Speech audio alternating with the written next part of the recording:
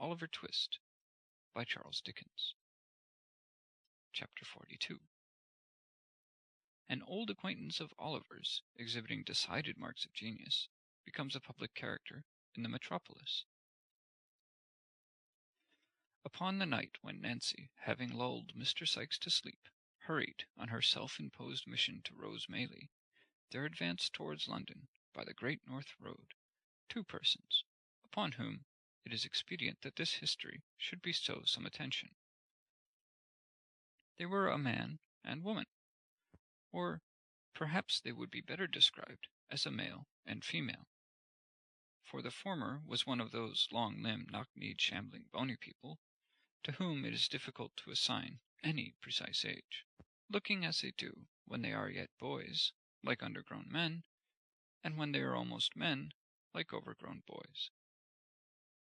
The woman was young, but of a robust and hearty make, as she need have been to bear the weight of the heavy bundle which was strapped to her back.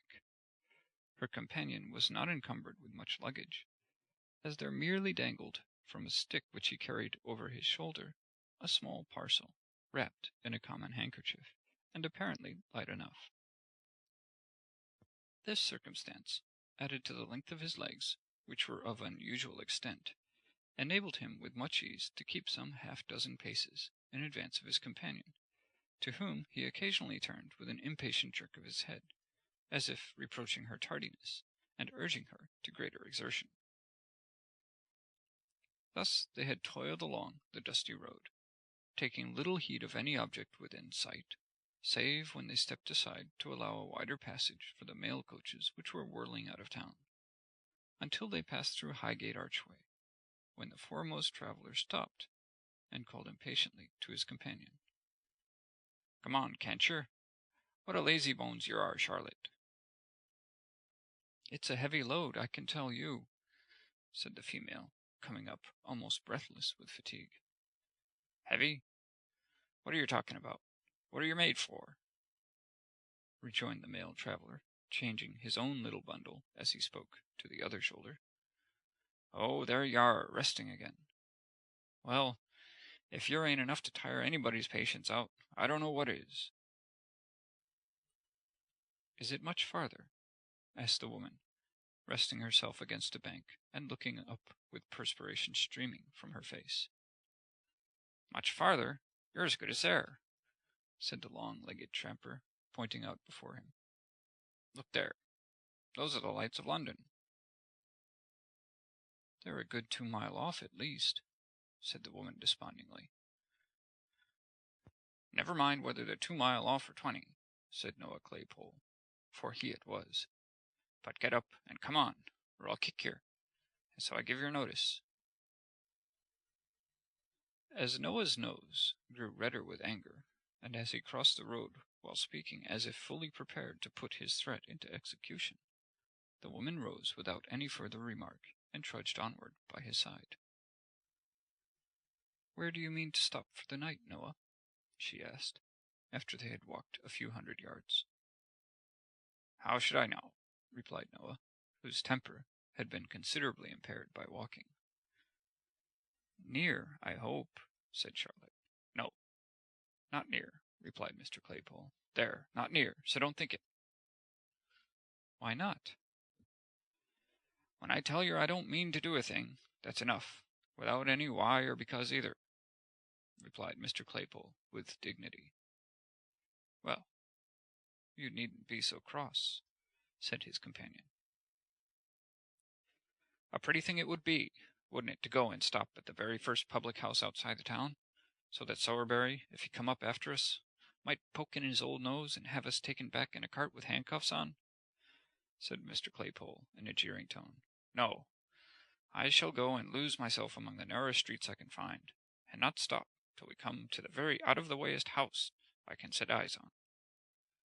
Cod, you may thank your stars I've got ahead, for if we hadn't gone, at first, the wrong road a purpose, and come back across country, you'd have been locked up hard and fast a week ago, my lady, and serve you right for being a fool." "I know I ain't as cunning as you are," replied Charlotte, "but don't put all the blame on me, and say I should have been locked up." "You would have been, if I had been, anyway. "You took the money from the till. You know you did," said Mr. Claypole. "I took it for you, Noah dear," rejoined Charlotte. "Did I keep it?" asked Mr. Claypole. "No, you trusted in me, and let me carry it like a dear. And so you are," said the lady, chucking him under the chin, and drawing her arm through his. This was indeed the case. But as it was not Mr. Claypole's habit to repose a blind and foolish confidence in anybody, it should be observed, in justice to that gentleman, that he had trusted Charlotte to this extent in order that, if they were pursued, the money might be found on her, which would leave him an opportunity of asserting his innocence of any theft, and would greatly facilitate his chances of escape. Of course, he entered at this juncture into no explanation of his motives, and they walked on very lovingly together. In pursuance of this cautious plan, Mr. Claypole went on, without halting, until he arrived at the Angel at Islington, where he wisely judged, from the crowd of passengers and numbers of vehicles, that London began in earnest. Just pausing to observe which appeared the most crowded streets, and consequently the most to be avoided, he crossed into St. John's Road, and was soon deep in the obscurity of the intricate and dirty ways which, lying between Gray's Inn Lane and Smithfield, render that part of the town one of the lowest and worst that improvement has left in the midst of London. Through these streets Noah Claypole walked, dragging Charlotte after him, now stepping into the kennel to embrace at a glance the whole external character of some small public house, now jogging on again, as some fancied appearance induced him to believe it too public for his purpose.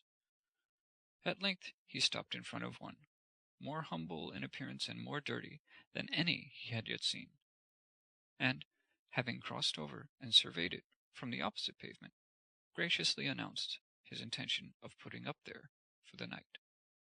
"So give us a bundle," said Noah, unstrapping it from the woman's shoulders and slinging it over his own. "And don't you speak, except when you're spoken to. What's the name of the house? T-H-R-3... What?" "Cripples," said Charlotte. "3 Cripples," repeated Noah. "And a very good sign, too. Now then, keep close at my heels, and come along." With these injunctions, he pushed the rattling door with his shoulder, and entered the house, followed by his companion. There was nobody in the bar but a young Jew, who, with his 2 elbows on the counter, was reading a dirty newspaper. He stared very hard at Noah, and Noah stared very hard at him. If Noah had been attired in his charity boy's dress, there might have been some reason for the Jew opening his eyes so wide. But as he had discarded the coat and badge, and wore a short smock frock over his leathers, there seemed no particular reason for his appearance exciting so much attention in a public house. "Is this the 3 Cripples?" asked Noah. "That is the name of this house," replied the Jew. "A gentleman we met on the road, coming up from the country, recommended us here," said Noah, nudging Charlotte, perhaps to call her attention to this most ingenious device for attracting respect, and perhaps to warn her to betray no surprise. "We want to sleep here tonight." "I'm not certain you can," said Barney, who was the attendant sprite, "but I'll inquire." "Show us a tap, and give us a bit of cold meat and a drop of beer while you're inquiring, will yer?" said Noah. Barney complied by ushering them into a small back room, and setting the required viands before them, having done which, he informed the travellers that they could be lodged that night, and left the amiable couple to their refreshment. Now, this back room was immediately behind the bar, and some steps lower, so that any person connected with the house, undrawing a small curtain which concealed a single pane of glass fixed in the wall of the last named apartment, about 5 feet from its flooring, could not only look down upon any guest in the back room without any great hazard of being observed, the glass being in a dark angle of the wall, between which and a large upright beam the observer had to thrust himself, but could, by applying his ear to the partition, ascertain with tolerable distinctness the subject of their conversation. The landlord of the house had not withdrawn his eye from this place of espial for 5 minutes, and Barney had only just returned from making the communication above related, when Fagin, in the course of his evening's business, came into the bar to inquire after some of his young pupils. "Hush," said Barney, "the strangers in the room." "Strangers?" repeated the old man in a whisper. "Aye, and ribbons too," added Barney. "From the country, but something in your way, or I be betaked." Fagin appeared to receive this communication with great interest. Mounting a stool, he cautiously applied his eye to the pane of glass, from which secret post he could see Mr. Claypole taking cold beef from the dish and porter from the pot, and administering homeopathic doses of both to Charlotte, who sat patiently by, eating and drinking at his pleasure. "Aha!" he whispered, looking round to Barney. "I like that fellow's looks. He'd be of use to us. He knows how to train the girl already. Don't make as much noise as a mouse, my dear. And let me hear him talk. Let me hear him." He again applied his eye to the glass, and, turning his ear to the partition, listened attentively, with a subtle and eager look upon his face that might have appertained to some old goblin. "So I mean to be a gentleman," said Mr. Claypole, kicking out his legs and continuing a conversation, the commencement of which Fagin had arrived too late to hear. "No more jolly old coffins, Charlotte, but a gentleman's life for me. And if you're like, you shall be a lady." "I should like that well enough, dear," replied Charlotte. "But tills ain't to be emptied every day, and people to get clear off after it." "Tills be blowed," said Mr. Claypole. "There's more things besides tills to be emptied." "What do you mean?" asked his companion. "Pockets, women's ridicules, houses, mail coaches, banks," said Mr. Claypole, rising with the porter. "But you can't do all that, dear," said Charlotte. "I shall look out to get into company with them as can," replied Noah. "They'll be able to make us useful some way or another. Why, you yourself are worth 50 women. I never see such a precious sly and deceitful creature as yer can be when I let yer." "Lor, how nice it is to hear yer say so!" exclaimed Charlotte, imprinting a kiss upon his ugly face. "There, that'll do.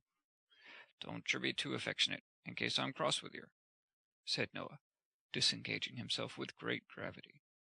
"I should like to be the captain of some band, and have the whopping of 'em, and following 'em about, unbeknown to themselves. That would suit me, if there was good profit, and if we could only get in with some gentleman of this sort. I say it would be cheap at that £20 note you've got, especially as we don't very well know how to get rid of it ourselves." After expressing this opinion, Mr. Claypole looked into the porter pot with an aspect of deep wisdom, and, having well shaken its contents, nodded condescendingly to Charlotte, and took a draught, wherewith he appeared greatly refreshed. He was meditating another, when the sudden opening of the door and the appearance of a stranger interrupted him. The stranger was Mr. Fagin, and very amiable he looked, and a very low bow he made as he advanced, and setting himself down at the nearest table, ordered something to drink of the grinning Barney. "A pleasant night, sir, but cool for this time of year," said Fagin, rubbing his hands. "From the country, I see, sir." "How do yer see that?"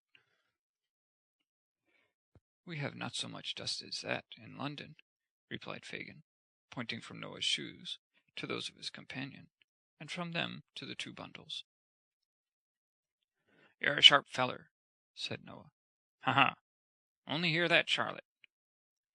"Why, one need be sharp in this town, my dear," replied the Jew, sinking his voice to a confidential whisper. "And that's the truth." Fagin followed up this remark by striking the side of his nose with his right forefinger, a gesture which Noah attempted to imitate, though not with complete success, in consequence of his own nose not being large enough for the purpose. However, Mr. Fagin seemed to interpret the endeavor as expressing a perfect coincidence with his opinion, and put about the liquor which Barney reappeared with in a very friendly manner. "Good stuff, that," observed Mr. Claypole, smacking his lips.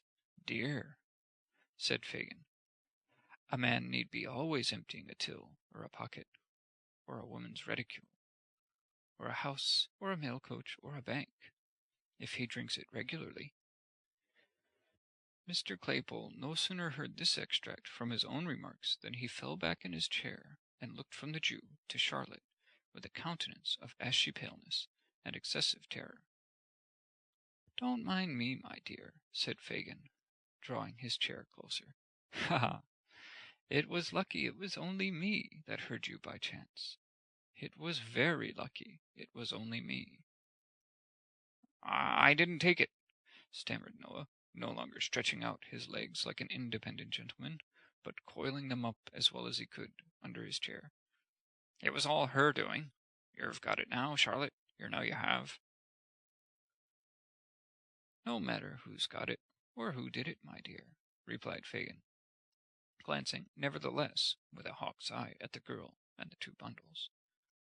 "I'm in that way myself, and I like you for it." "In what way?" asked Mr. Claypole, a little recovering. "In that way of business," rejoined Fagin, "and so are the people of the house. You've hit the right nail upon the head, and are as safe here as you could be. There is not a safer place in all this town than is the Cripples, that is, when I like to make it so. And I have taken a fancy to you and the young woman, so I've said the word, and you may make your minds easy." Noah Claypole's mind might have been at ease after this assurance, but his body certainly was not, for he shuffled and writhed about into various uncouth positions, eyeing his new friend, meanwhile, with mingled fear and suspicion.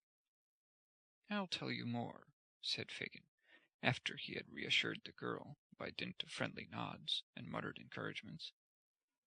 "I have got a friend that I think can gratify your darling wish, and put you in the right way, where you can take whatever department of the business you think will suit you best at first, and be taught all the others." "You speak as if you're in earnest." "What advantage would it be to me to be anything else?" inquired Fagin, shrugging his shoulders. "Here, let me have a word with you outside." "There's no occasion to trouble ourselves to move," said Noah, getting his legs by gradual degrees abroad again. "She'll take the luggage upstairs the while. Charlotte, see to them bundles." This mandate, which had been delivered with great majesty, was obeyed without the slightest demur, and Charlotte made the best of her way off with the packages, while Noah held the door open and watched her out. "She's kept tolerably well under, ain't she?" he asked, as he resumed his seat, in the tone of a keeper who had tamed some wild animal. "Quite perfect," rejoined Fagin, clapping him on the shoulder. "You're a genius, my dear." "Why, I suppose if I wasn't I shouldn't be here," replied Noah. "But I say, she'll be back if you lose your time." "Now, what do you think? If you was to like my friend, could you do better than join him?" "Is he in a good way of business? That's where it is," replied Noah, winking one of his little eyes. "Top of the tree. Employs a power of hands. Has the very best society in the profession." "Regular town maters?" asked Mr. Claypole. "Not a countryman among 'em. And I don't think he'd take you, even on my recommendation, if he didn't run rather short of assistants just now," replied Fagin. "Should I have to hand over?" said Noah, slapping his breeches pocket. "It couldn't possibly be done without," replied Fagin, in a most decided manner. £20, though. It's a lot of money." Not when it's in a note you can't get rid of, retorted Fagin. Number and date taken, I suppose. Payment stopped at the bank. Ah, it's not worth much to him. It'll have to go abroad, and he couldn't sell it for a great deal in the market. When could I see him? Asked Noah doubtfully. Tomorrow morning. Where? Here. Said Noah. What's the wages? Live like a gentleman. Board and lodging, pipes and spirits free. Half of all you earn, and half of all the young woman earns, replied Mr. Fagin. Whether Noah Claypole, whose rapacity was none of the least comprehensive, would have acceded even to these glowing terms, had he been a perfectly free agent, is very doubtful. But as he recollected that, in the event of his refusal, it was in the power of his new acquaintance to give him up to justice immediately, and more unlikely things had come to pass, he gradually relented, and said he thought that would suit him. But you see, observed Noah, as she will be able to do a good deal, I should like to take something very light. A little fancy work, suggested Fagin. Ah, something of that sort, replied Noah. What do you think would suit me now?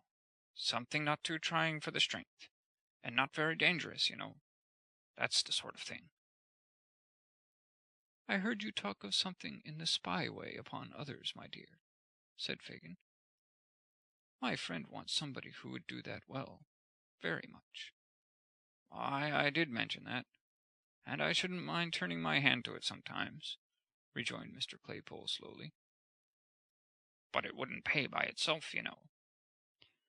That's true, observed the Jew, ruminating, or pretending to ruminate. No, it might not. What do you think, then? Asked Noah, anxiously regarding him. Something in the sneaking way, where it was pretty sure work, and not much more risk than being at home. What do you think of the old ladies? Asked Fagin. There's a good deal of money made in snatching their bags and parcels, and running round the corner. Don't they holler out a good deal? And scratch sometimes? Asked Noah, shaking his head. I don't think that would answer my purpose. Ain't there any other line open? Stop, said Fagin, laying his hand on Noah's knee. The kinchin lay. What's that? Demanded Mr. Claypole. The kinchins, my dear, said Fagin, is the young children that's sent on errands by their mothers, with sixpences and shillings, and the lay is just to take their money away. They've always got it ready in their hands, then knock 'em into the kennel and walk off very slow, as if there were nothing else the matter but a child fallen down and hurt itself. Ha ha ha! Ha ha! Roared Mr. Claypole, kicking up his legs in an ecstasy. Lord, that's the very thing. To be sure it is, replied Fagin. And you can have a few good beats chalked out in Camden Town, and Battle Bridge, and neighborhoods like that, where they're always going errands, and you can upset as many kinchins as you want, any hour in the day. Ha ha ha! With this, Fagin poked Mr. Claypole in the side, and they joined in a burst of laughter, both long and loud. Well, that's all right, said Noah, when he had recovered himself, and Charlotte had returned. What time tomorrow, shall we say? Will 10 do? Asked Fagin, adding, as Mr. Claypole nodded assent, What name shall I tell my good friend? Mr. Bolter, replied Noah, who had prepared himself for such emergency. Mr. Morris Bolter. This is Mrs. Bolter. Mrs. Bolter's humble servant, said Fagin, bowing with grotesque politeness. I hope I shall know her better very shortly. Do you hear the gentleman, Charlotte? Thundered Mr. Claypole. Yes, Noah dear, replied Mrs. Bolter, extending her hand. She calls me Noah, as a sort of fond way of talking, said Mr. Morris Bolter, late Claypole, turning to Fagin. You understand? Oh, yes, I understand.